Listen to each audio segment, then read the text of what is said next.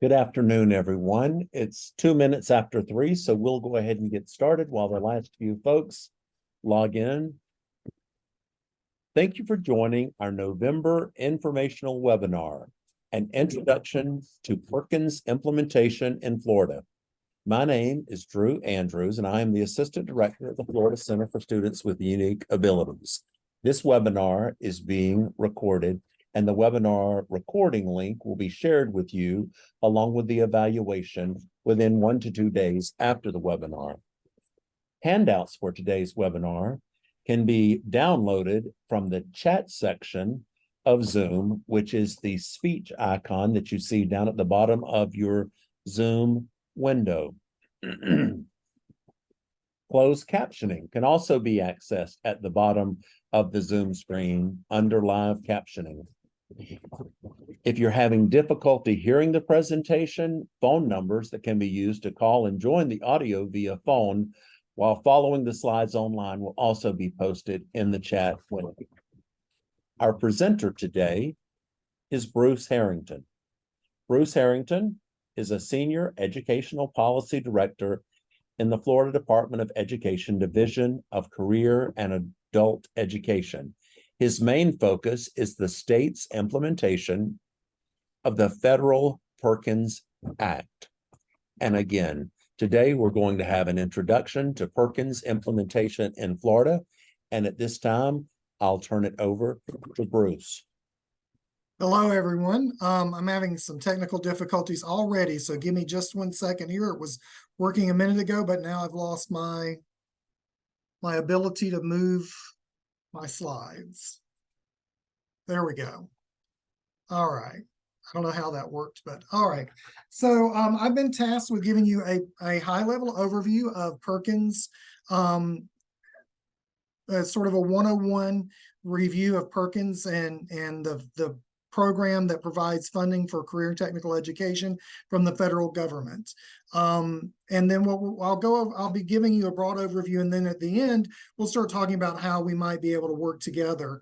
Currently, we don't have any statewide projects for Perkins that impacts your constituency. So we'll want to talk a bit about that and how we can collaborate going further. So for those who are completely unaware, Perkins is the primary federal investment in career and technical education. And for the 22-23 program, the 23-24 program year, Florida receives about $82 million in funding for career and technical education. So if you know anything about overall career and technical education funding in the state of Florida, Perkins is a relatively small portion of that, but it's still a significant amount of money. The bulk of our state's Perkins funds go directly to our local eligible recipients. So I'll say that again. The bulk of our funds go directly to local eligible recipients, including school districts and state colleges. So on the school district side, we have both secondary and post-secondary at the technical colleges. And then we also have the state colleges. The Section 2 of the Perkins Act outlines its purpose, and it says that the purpose of the act is to develop more fully the academic knowledge and technical employability skills of secondary education students and post-secondary education students who elect to enroll in career and technical education programs and programs of study. The Strengthening Career and Technical Education in the 21st Century Act, or SCATE as we call it, or also known as Perkins 5, was signed into law in July of 2018. And it was this was a reauthorization and significant revision of the Carl D. Perkins Career and Technical Education Act of 2006. The law that was signed in 2018 is going to be extended beyond the original scope of 4 years. So we are still operating under that 2018 law. The Perkins 4-year state plan communicates the scope of Florida's commitment to the continuous improvement of CTE programs and providing meaningful access to quality CTE programs to all students. The four-year plan was developed during a many months long process of stakeholder engagement, which included public hearings and internal review. And finally, it was approved by the U.S. Department of Education in 2020. If you'd like to look at our comprehensive state plan, you may do so at the link provided there. Again, we have we were given the option as the 4-year state plan expired this year of either developing a new 4-year state plan or continuing with the current 4-year state plan with any required revisions. And we did elect to continue with the current state plan. We will be having revisions to this plan that will be presented for public comment in early 2024 and will be submitted to the U.S. Department of Education's Office of Career, Technical, and Adult Education in May of 2024 for their approval. The goals that we set up for Perkins, and I'll go over these very quickly. Goal 1 was to ensure access for all individuals to the educational opportunities that meet the workforce development needs of local communities and the state. And there's a huge emphasis on that, meet the workforce development needs. That's what CTE is all about. Goal 2 was to ensure that all programs align with the technical employability requirements of Florida's employers. Goal 3 was to recruit, support, and retain qualified teachers, counselors, and administrators to foster the highest level of student achievement. We do have a very serious problem with recruiting CTE teachers, as I can imagine you would understand. Most of our career and technical education teachers can actually make more in their field of expertise than they can teaching. So we have an issue with recruitment there. We also seek to provide students with seamless career pathways by offering programs of study, which result in credentials of value. We seek to engage industry partners to drive program innovation and work-based learning opportunities. And finally, we seek to provide a comprehensive career-focused counseling that allows students to make informed choices about their future. So let's take a closer look at some of the aspects of Perkins. We're going to look at how funding works so you all will understand that. The performance indicators that we are beholden to, the comprehensive local needs assessment, which will be very important for you guys, programs of study, reporting on subgroups and support for special populations, and finally the application process. Actually, I don't think I have anything related to the application process, but we can talk a little bit about that if we'd like to. Funding. So the way this works is that each year local agencies, and in our world that means state colleges and school districts, may apply through Perkins funds through a number of grants. And the primary grant that we provide is what we call the entitlement non-competitive grant. That's the primary fund for distributing, primary method for distributing funds to local agencies.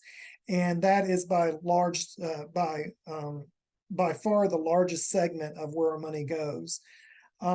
Out of some set-asides, we also provide a rural innovation grant that's supposed to help rural agencies come up to level with non-rural agencies. We also provide a grant to the Department of Juvenile Justice. We provide a grant on entrepreneurship, education, and training, and we also support career and technical student organizations. And those are just some of the primary ways in which our grants operate. It's important to understand how funds are distributed to our local agencies. And our first step is the determination of a sector split between secondary and post-secondary. How much money is going to go to secondary and how much is going to go to post-secondary. And it was a state decision. And we base our sector split on a 3-year average of full-time equivalency. So once we determine how much money is going to secondary, how much is going to post-secondary, the secondary allocation to Florida public school districts is based on a proportion of individuals ages 5 through 17 who reside in the district. That's 30% of the overall amount. And then the rest of it is based on the proportion of individuals 5 through 17 who reside in the district and are from families below the poverty line. That makes up 70% of the allocation determination. On the post-secondary side, it's a little bit simpler. It's simply the proportion of the number of economically disadvantaged students enrolled in CTE. We do have an alternative formula adopted by Florida for defining economically disadvantaged. The federal definition is Pell Grant recipients, but we have extended that to include other sources of data, including other need-based financial assistance. So as you see here, we have a very different way of providing funds to the post-secondary world. According to the law, the funds may be used to develop, coordinate, implement, or improve CTE programs. They must be used to address an identified need in the comprehensive local needs assessment results. And I'll talk a little bit more about that, because that really, if you're looking to get Perkins funds for your work, that's going to be very important for you to know about. Only CTE programs of sufficient size, scope, and quality to be effective may be funded, and an agency's funding must address 6 local uses of fund elements. And the 6 elements are career exploration and career development, professional learning, skills to pursue careers in high skill, high wage, or high demand industry sectors or occupations, programs of study, CTE activities that result in increasing student achievement of local levels of performance, and evaluation activities. And these are the 6 local uses of funds that local agencies are expected to utilize the funds for. They can be supported through federal or non-federal funds, so they don't have to necessarily be supported by Perkins funds, but we do anticipate that local agencies are spending money in each of these areas in order to receive Perkins funding. Perkins funds are only to be used in addition to funds already spent by local and state recipients on CTE, and cannot be used in place of non-Perkins funds. So there's no supplanting is allowed. It would be presumed that supplanting has occurred where Perkins funds have been used to provide services that are required to be made under another federal, state, or local law, or Perkins funds have been used to provide services that were provided with non-Perkins funds in the previous year. So just to reiterate that, Perkins funds are used in those 2 ways, or cannot be used in those 2 ways. The allowability of a particular expenditure should be determined by considering the CTE identified need and requirements of Perkins 5 and any pertinent federal and state guidelines. And all costs must be directly tied to a CTE program as approved in the local Perkins application. So if you're going to work with your local agencies to receive funding for your constituency, for your group of students, you have to keep in mind that the program, the CTE program involved, has to be improved in that local agency's local Perkins application plan. Sources for additional information, I don't think is too pertinent to you guys, but there's also use of local funds requirement in Perkins, the Code of Federal Regulations Part 200, U.S. Department of Education General Administrative Regulations, EDGAR, and the Florida Department of Education Green Book. So those are the requirements that we are beholden to when we look at how money is spent. This provides a visual of sort of a look at Perkins programs and non-Perkins programs. If you see here, the biggest circle is all CTE programs. So that's all CTE programs that are offered in the state. Of those, a subset are Perkins fundable. That means they meet size, scope, and quality, and they meet the comprehensive local needs assessment requirements for labor market alignment that the local agencies must go through. And finally, there is a smaller subset of Perkins fundable CTE programs of study that meet size, scope, and quality, the CLNA, and also meet the requirements for programs of study. And for Perkins, a program of study, we don't use that term like the colleges use it. A program of study is actually a pathway between secondary and post-secondary and beyond. So a program of study would take the students beginning maybe even in elementary school and bring them up through high school and into post-secondary. In order to receive our funding, we are required to meet certain performance measures. And we must report annually on these core indicators of performance. These performance indicators are calculated at both the local agency and the state levels, and they must be disaggregated by race and ethnicity, sex, and special population categories. And I'll go over special population categories in a moment. Agencies are required to show continuous improvement on our performance measures, including for subgroups and special populations. Local agencies establish 4 years of targets for the performance measures as part of the 2021 application for a request for application process. So our local agencies have targets, and then the state has targets. And an agency, including the state, is considered to have met a performance target if actual performance is 90% or more of the target. We base all of our performance measures on a cohort of concentrators. The Perkins Act defines concentrators on the CTE side as a student who has completed at least 2 courses in a single CTE program or program of study. And on the post-secondary side, it's defined as a student who has earned 12 credits within a career technical education program or program of study. If the program is less than 12 credits, then to be a concentrator, you must have completed the program. For clock hour programs, the threshold for concentrators is converted to clock hours of 360 hours. And these are our measures that we have to meet. I'll go over them very quickly. 1S1 is our graduation cohort. 2S1, 2S2, and 2S3 are academic proficiency in language arts, math, and science. We do have a placement cohort in 3S1.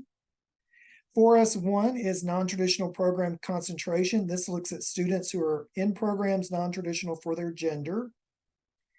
And 531 is the attainment of a post-secondary credential.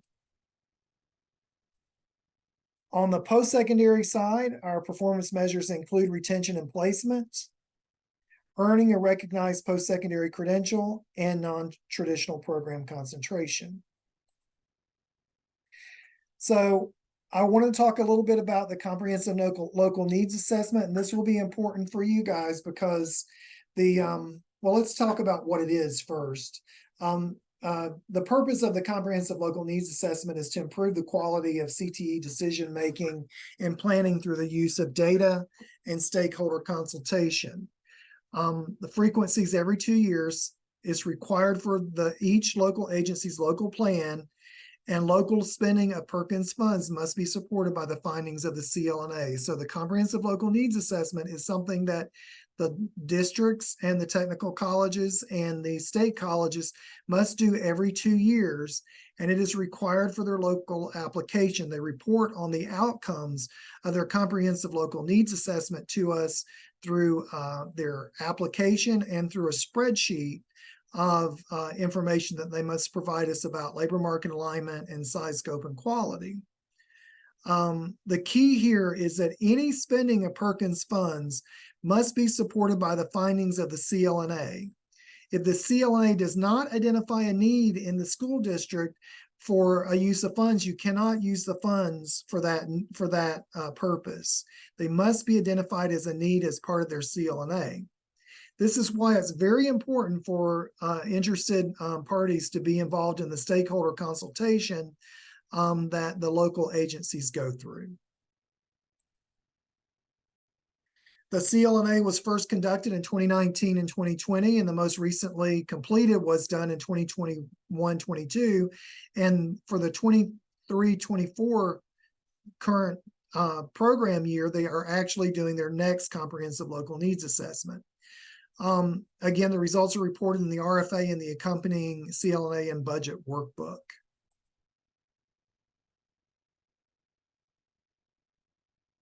And this is just the legal statement of the requirement for a comprehensive local needs assessment every 2 years. And this is just the statute that says that all Perkins funds must meet the needs identified in the comprehensive local needs assessment. The comprehensive local needs assessment components includes responding to questions about student indicators of performance, including disaggregation by special and subpopulations, size, scope, and quality for all programs, and labor market alignment for all programs, the implementation progress for programs and programs of study, which includes staff and faculty, and accessibility. All funds must be tied again to a need identified in the CLNA, and this is just reiterating where that is reported. So the bottom line of this is that if support for your students is not included in the comprehensive local needs assessment of a district or state college, then they cannot use their Perkins funds for that work. However, they are reporting on the performance of all students, including those who are disabled, which is a category that we'll talk about in just a second. We don't have a specific category for students with intellectual disabilities. We simply have one overarching category defined by the federal government as disabled students. Just a few words about programs of study. They do play a prominent role in Perkins. They're woven through the statute, and they signal a heightened focus on the role and importance of them. And they are formally defined in Perkins 5. Remember, I said that this is a pathway.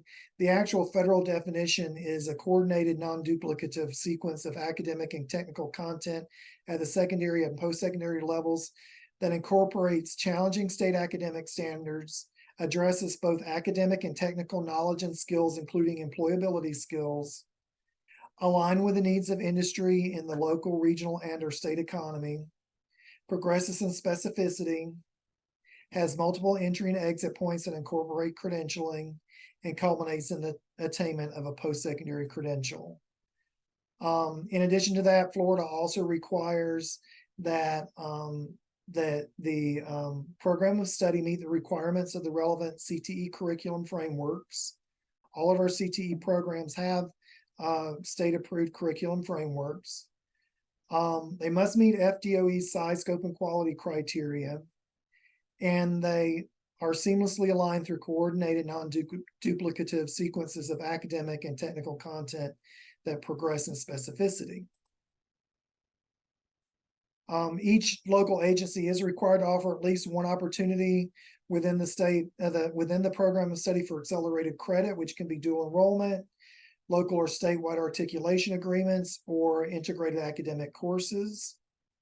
They must be coordinated by advisory council that at a minimum includes representatives from secondary, post-secondary, and business and industry. And they can optionally include aligned middle school CTE programs or allow middle school students to take high school CTE programs early. And this is just a diagram showing the multiple entry and exit points that I mentioned to kind of illustrate what an actual program of study is. All right, so we do have a requirement for reporting on subgroups and support for special populations. Subgroups as defined by Perkins are our racial and ethnic categories, and special populations are a number of populations that I'll go over in just a moment. Perkins 5 does emphasize providing resources and services to increase access and success for all students. And that includes reporting on performance based on the subgroups and providing support to special populations in high skill, high wage, or in-demand programs. And it does require the disaggregation of data by demographics and programs. And I mentioned what subgroups are. The special populations are listed here. One primary special population is individuals with disabilities, but we also include individuals from economically disadvantaged families, individuals preparing for non-traditional fields, single parents, including single pregnant women, out of workforce individuals, English learners, homeless individuals, youth who are in or have aged out of the foster care system, and youth with parents on active duty in the military, in the armed forces. Most interventions for special populations happen at the local level, and they are consistent with state and federal law. Local agencies must address, their CLNAs must address ways in which special populations are supported. Whoops. Let me see if I can go back. Uh-oh. Yeah, there we go. Local agencies are required to examine performance on the Perkins performance measures by special population category. In addition to the money that the local agencies spend at the state level, Perkins requires a $50,000 annual set aside to support the recruitment of special populations in career and technical education. In the past, we've used the set aside for outreach campaigns targeting one or more special population categories. There isn't it's not a whole lot of money when you look at a whole state. We're very limited in this. We can spend more, but we have to spend at least $50,000. So that was my very quick, very high level introduction to Perkins. What I'd like to talk about now is collaboration, and I'd like your input about how we might be able to support students with unique abilities.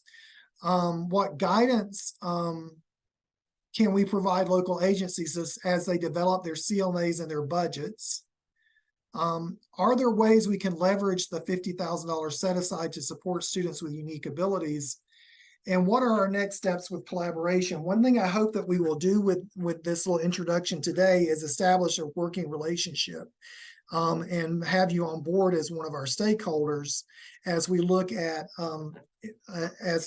Perkins implementation now and going forward. But I wanted to see if anybody had any ideas off the top of their head how we might, within the confines of what we have here for Perkins, which is most of the funding is going to be at the local level. It's required that it meets a need in the comprehensive local needs assessment and is aligned to a program that meets the requirements in the comprehensive local needs assessment. What we can do at this end to help local agencies identify these populations and work with them. So if anybody has any input or questions, I'd love to hear them.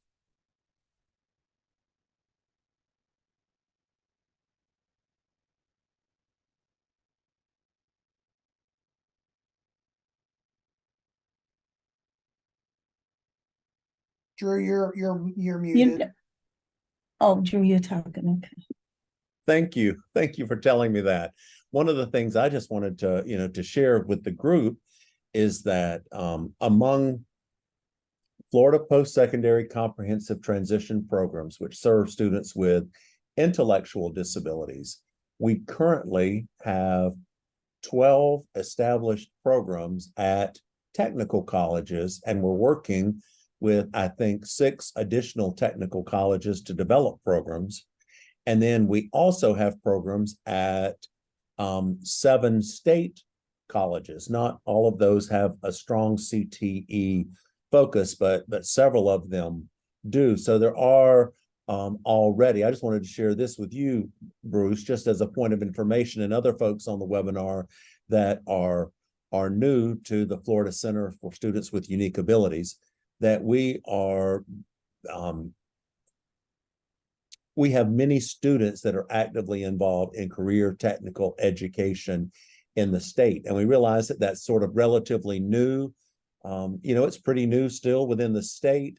It's also pretty new nationally for there to be, students involved. But this is, anyway, I just wanted to also tell folks that can unmute themselves and either ask their question verbally, or if they would like to put it in the chat box, I'll be happy to read that out. This has been really, really, really interesting. And it's great to know that those needs assessments are actually going on now. Do you know for how long that those needs assessments will be taking place? Is there, Well, they were supposed to be, they are required to be held during the 23-24 program year. They would want to have them completed by the time that they submit their RFAs, which will be due probably in May of Okay. this year. Okay. Some might run their CLNAs a bit longer, because they might instead look at July 1st as their due date for submitting their application, which is fine. It's just, they have to get it to us by July 1st to have a July 1st start date. So most agencies try to get all that done by July 1st. Now, I will say that many agencies continue the CLNA process. I mean, their CLNA process is continuous. They don't stop and just not do it for a year. They continue to work with their stakeholders and update their CLNA throughout the off years, but they only required to hold it every 2 years. okay. Thank you. Other questions that someone might have? Bruce, thank you. This is informative. And I wanted to ask, with the CLAs and the local agencies that you talk about, with us being technical colleges and state colleges, are those local agencies, those workforce development units within, for example, the state colleges, or are they somewhere else? You said the school No, and it's the state actual, colleges. yeah, it's the actual state college or the school district are the Okay. local agencies we refer to.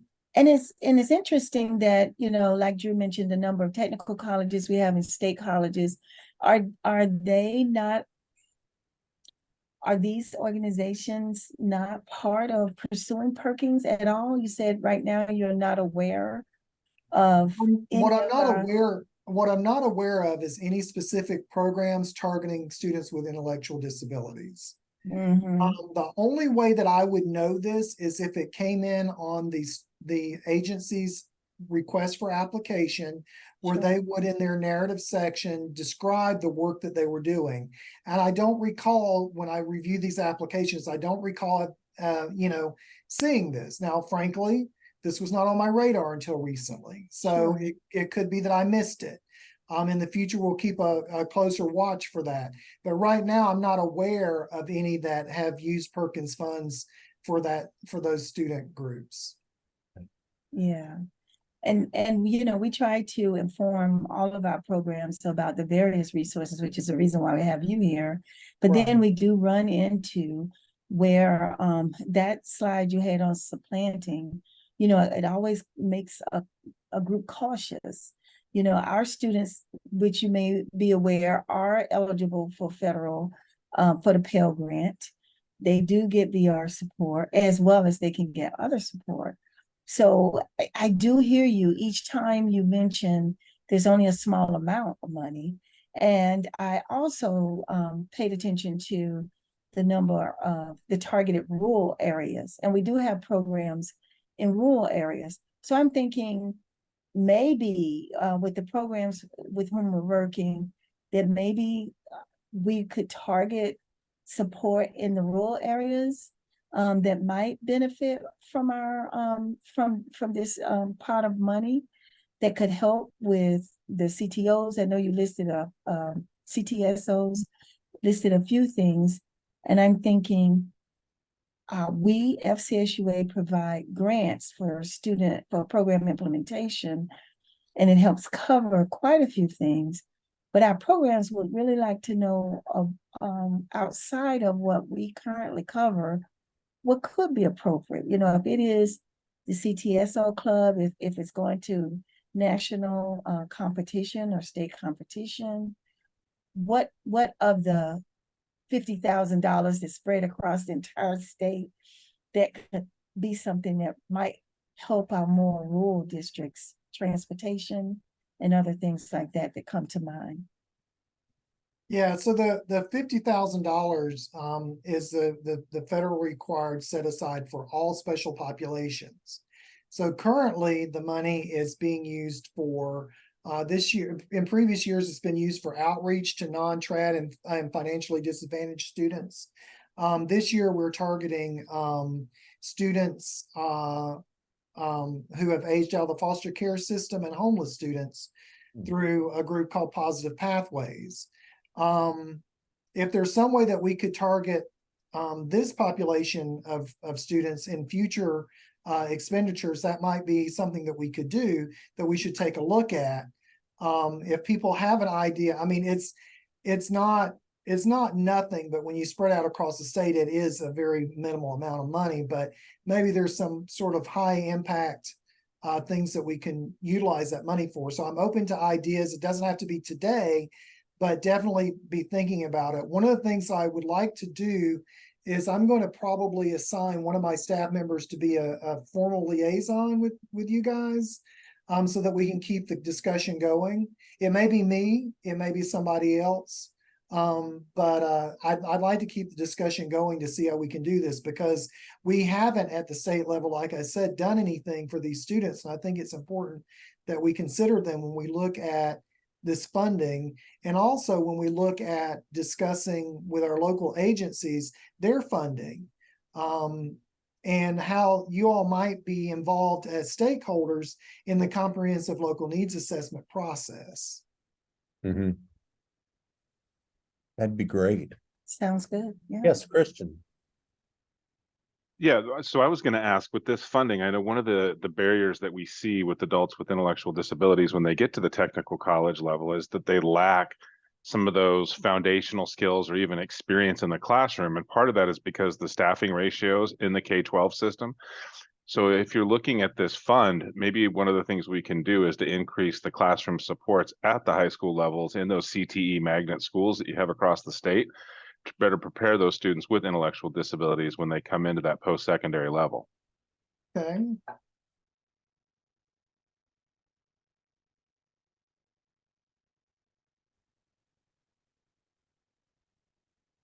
All right, that's good. Thank you. Here's another question that we have. Can Perkins funds be used along with the grant from the Florida Center for Students with Unique Abilities? So our funding comes from the general fund in Florida. So is there an issue with our funding being used alongside any Perkins funding?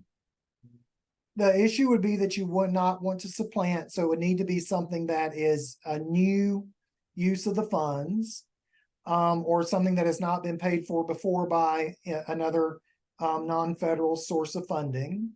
So if you've already spent money on it, unfortunately, you can't spend Perkins money on it. Now, there are ways around that. If you are, for example, looking at a paid position and you want to shift funding to that position to Perkins, you have to redefine the position and add additional responsibilities to that position. So you can do things like that, but you have to be careful. And the other thing is, I don't know if you have any state mandated uses of funds for these students, but if it's state mandated, it cannot be used. You cannot use Perkins funds for it. Okay. Okay. And then there is another question. It's just about, the rural transportation. Does anyone use Perkins funds for transportation? I believe that some do. There are some limits to how you can do that. For example, you can't, that they frown upon giving people bus passes and that sort of thing. Unless you can make sure that they are using the bus passes to attend school and not just to go to the mall or whatever. So we kind of frown upon bus passes, but there are people who do use Perkins funding for transportation. Okay. Okay. Other questions, and if your hand's up, I can only see some people, so please just speak up if you have a question. I'm not seeing any hands raised.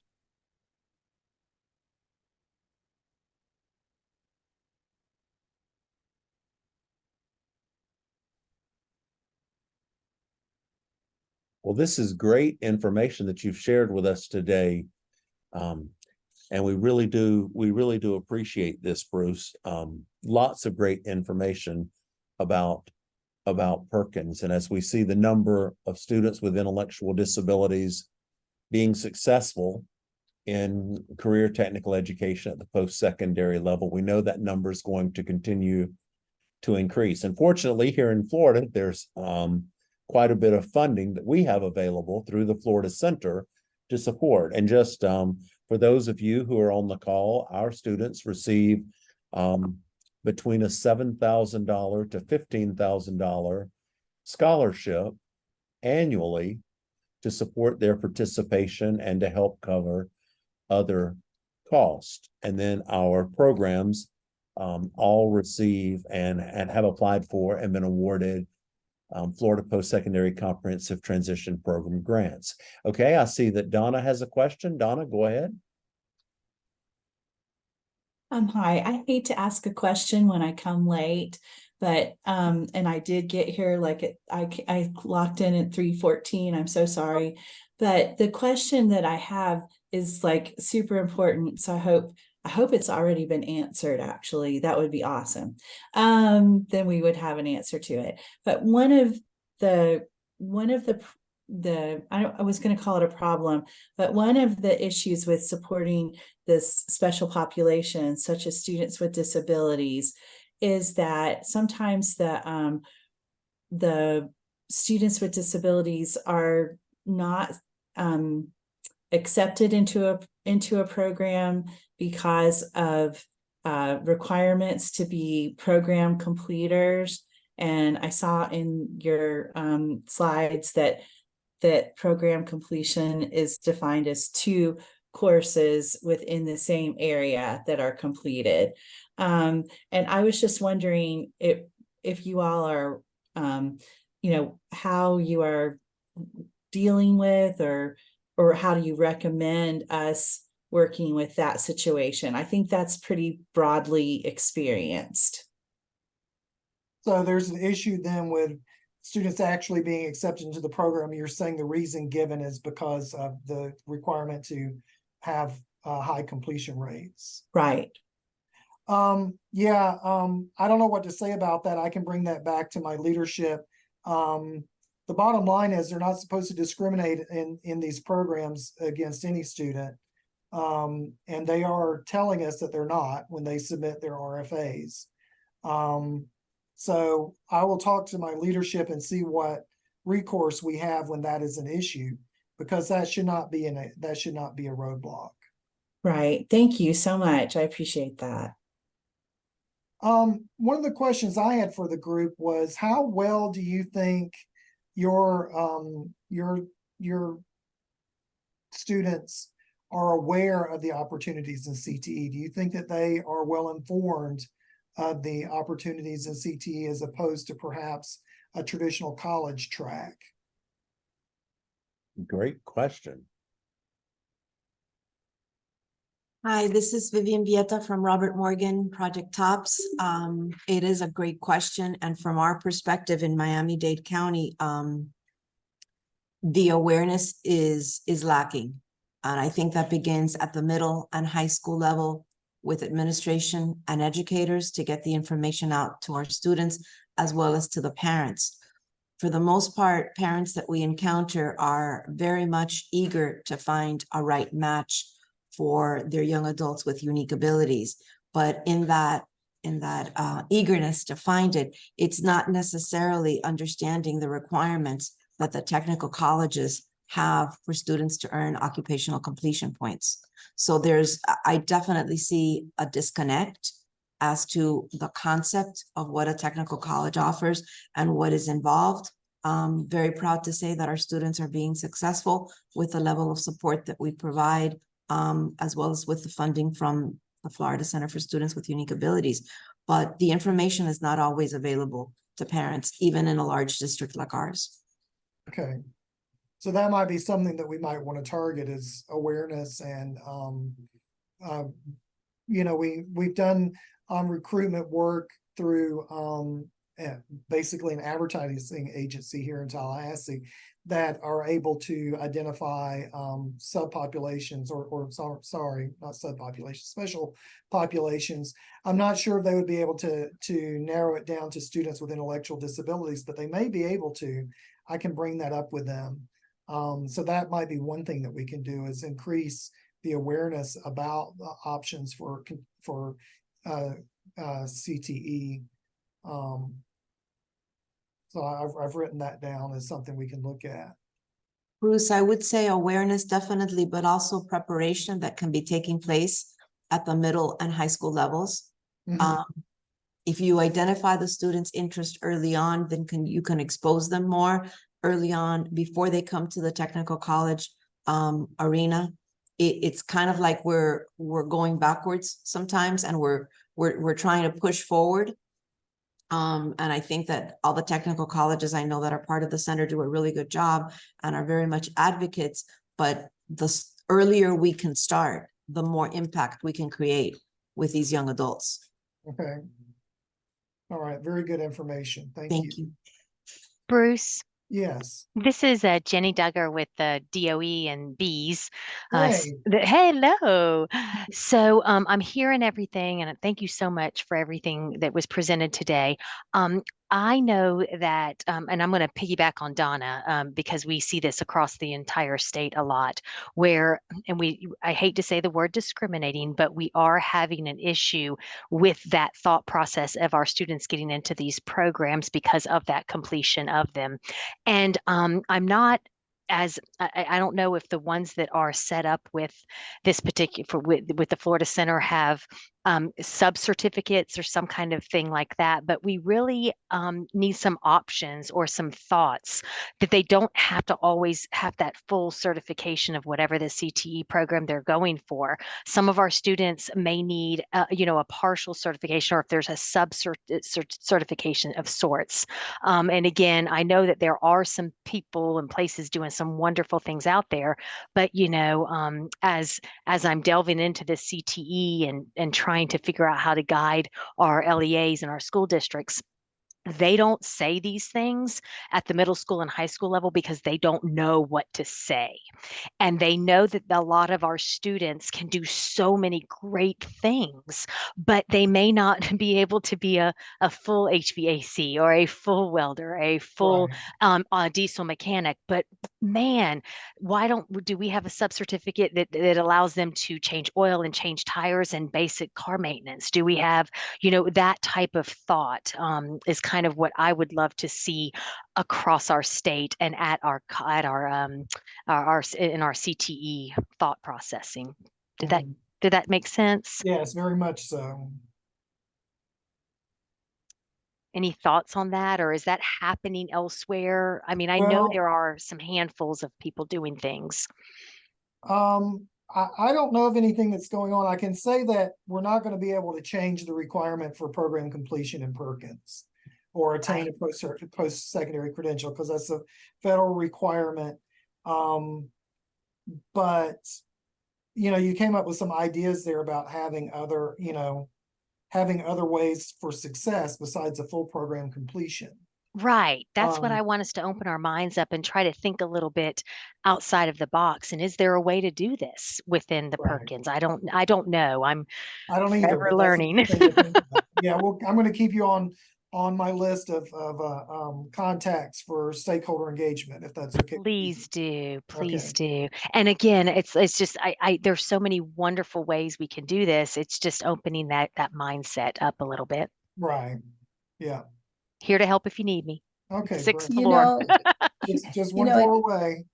It is looking at the legislation that's out there. When you think about the Higher Education Opportunity Act, making that pathway, and Perkins falling under that, understanding that with post-secondary ed, as well as with our programs, because our programs do have exit points, like you had mentioned earlier in the presentation. And so knowing that that is something that is allowable at the federal level with that legislation, and knowing Perkins is also federal legislation, we see that with the federal legislations and even some of our state where they don't cross paths and they're all there to make it happen, yet we have this disconnect.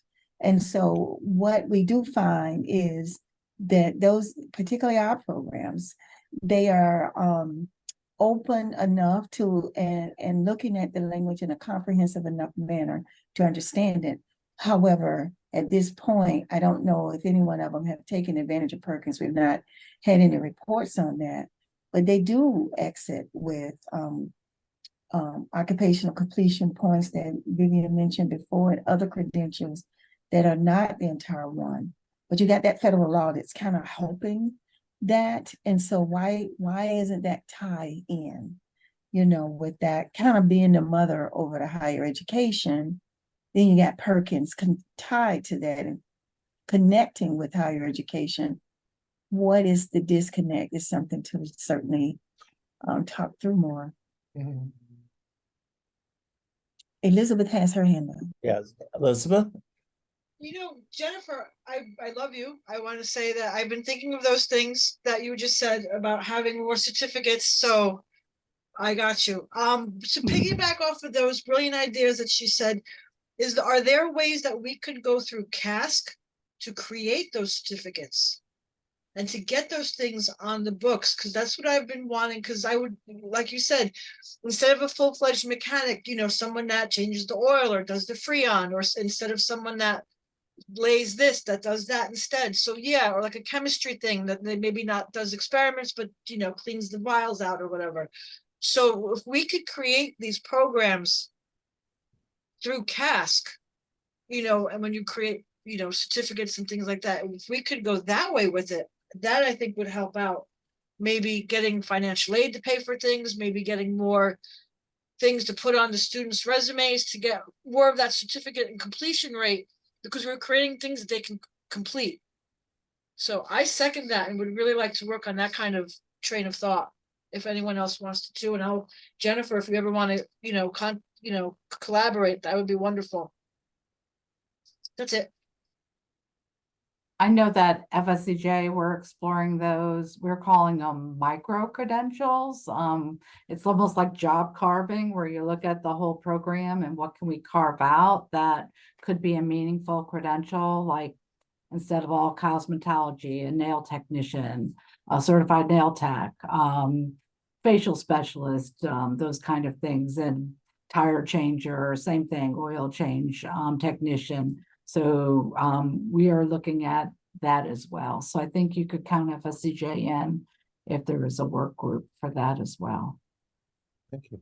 Thank you. I see also this is great conversation. I see that John Rogue has his hand up. Yes, John.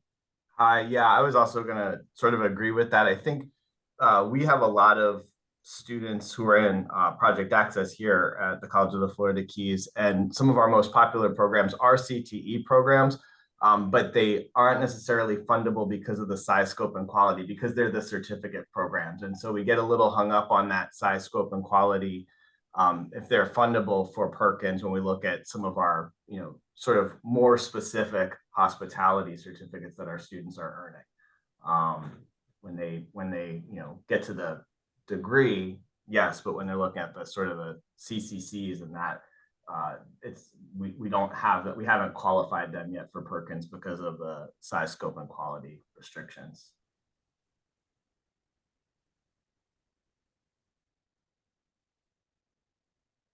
Just my thought on that. I don't know if there's any flexibility with those, or you know, because it's hard to put a work-based learning thing on a 3-credit CCC, you know, and Right. getting employer engaged for.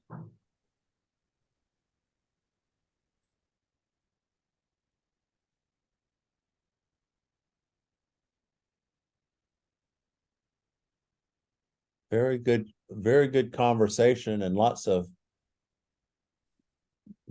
there's lots of needs and lots of ideas about this. So that's great as we look at how we, you know, move forward and what's possible within the guidelines and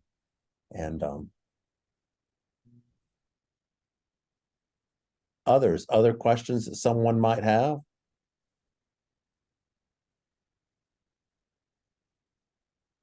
Hi, Drew. This is not a question. This is a resource that I'd like to share, because I know that in the past, many programs have asked how our technical college accreditation is impacted by students with unique abilities or students who may extend beyond the typical time frame to earn an OCP, even if it's the initial OCP in a program. Yes. The COE annual report on page 47 talks about how things can be negotiated in terms of students with any type of unique abilities, and that might be new wording or people may or may not be familiar, but I know that it came across my desk and I wanted to share with everyone.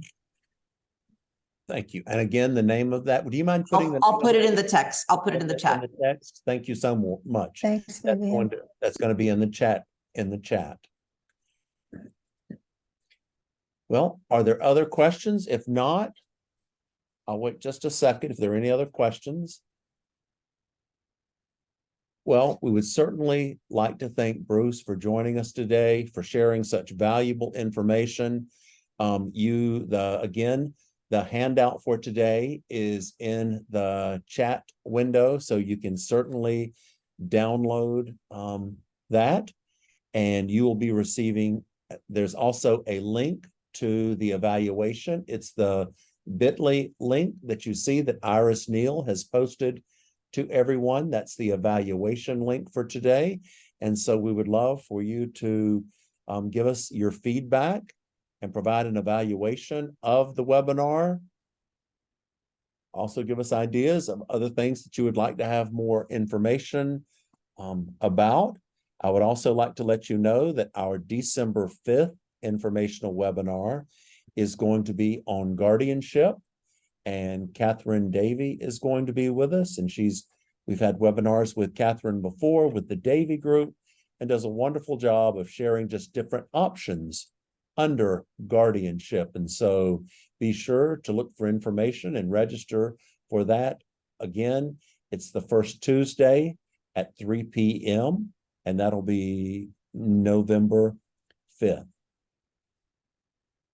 So at this time, and also let me remind you, you will receive an email with a link to the recording, as well as a link to the evaluation if you do not have time to complete the evaluation today.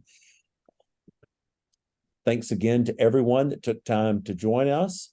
We wish you a wonderful afternoon and look forward to seeing you hopefully on December 5th for our next webinar. Thank you so much. Thank you. Thank you. Bye, everyone.